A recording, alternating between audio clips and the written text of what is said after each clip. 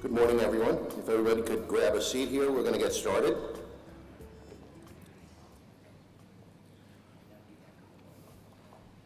Welcome to the second day of the G2E Asia 2014 conference.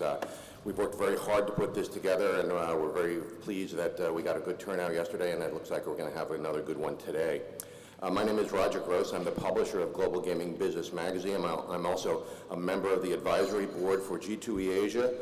We provide guidance to the show organizers on the programming of this year's conference, and based on what happened yesterday, I think we've got a really great start here, and today we've got some really important panels that are going on here, and we're going to be getting through them and getting a lot of good information out there.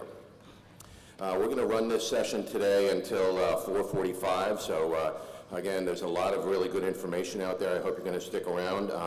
All of the sessions will be conducted in English. If there's anyone who wants to hear it in Cantonese or Mandarin, there's headphones in the back, and we have translators in the back booths there, so you'll be able to understand everything that's going on. We've got a break between the first two sessions this morning at about 10:30, so we're going to spend about 15 minutes there networking, and then we'll be back for the second session. The first session is called Sum of the Whole, which addresses the integrated resort issue in Asia. Everyone wants to know how that happens. In our magazine this month, we have a few copies at the back there. We have an article in there by Dean Maycomber, who you might have seen yesterday, discussing the Russian market, and he really goes through what an integrated resort is and where it works, where it may not work. And we also have an article in there on the development of legalization in Japan by our moderator today, Steve Ritvo. So we've got a lot of things to get through today. So I'm going to pass it off to Steve. Steve is an old friend. He's a fellow member of the G2E Asia Advisory Board. He contributed to thousands of financial transactions in the gaming industry in his career. His clients include some of the most successful online and land-based gaming operators, public and private, Native American, all around the world. His reputation in the industry is stellar, and I'm very pleased to introduce him to you so he can start the panel today. Steve? Sometimes it scares me when somebody says I'm an old friend, because I'm really beginning to feel old after about 2 weeks in Asia. I think we have an incredibly good panel today for addressing what we're looking at. We have three outstanding speakers.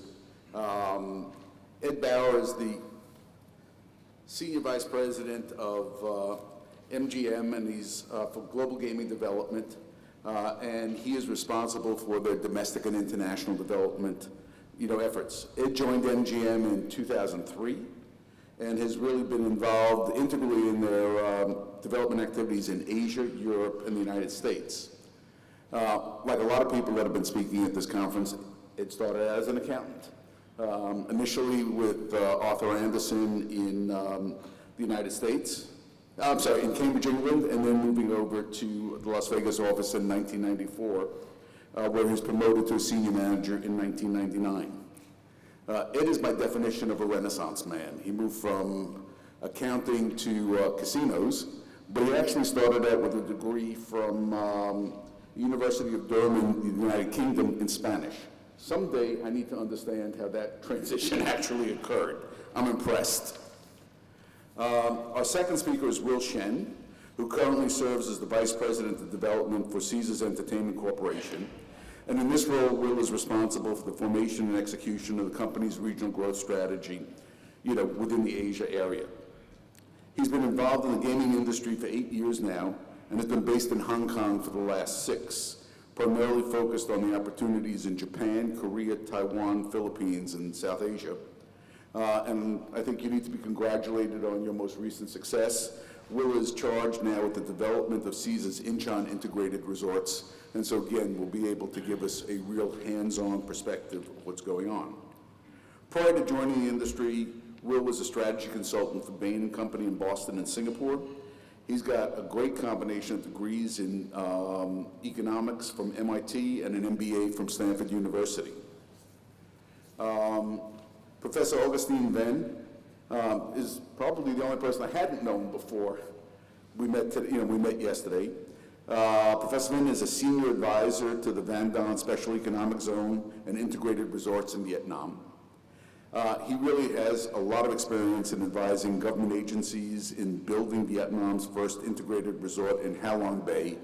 And if you haven't been to Ha Long, it's an amazing place. It's a UNESCO World Heritage Center on the Gulf of Tonkin. Professor Vinh has 30 years of professional and technical management experience really across the world. I mean, in more than 20 countries in Asia, Europe, and West Africa. He completed his master's and doctoral program in Georgetown University and Catholic University in the United States, and after his education, had the honor of serving as a presidential special assistant in the Reagan-Bush administration.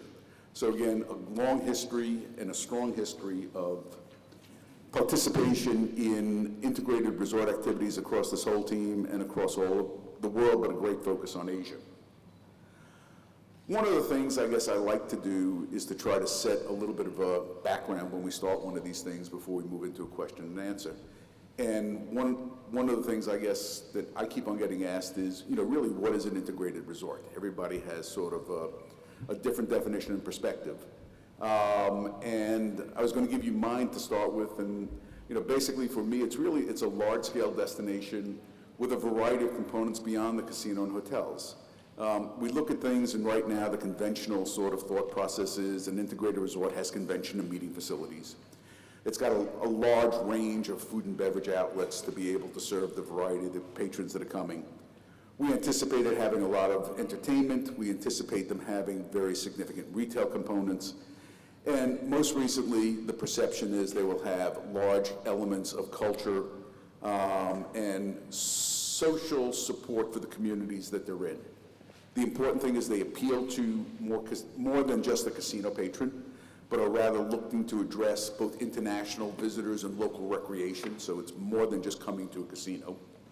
And while the size of them vary, depending on the jurisdiction they're in, they are really considered very large projects and very large investments, within the individual locales that they operate within. The concept of IRs really started in my mind in Macau. This was sort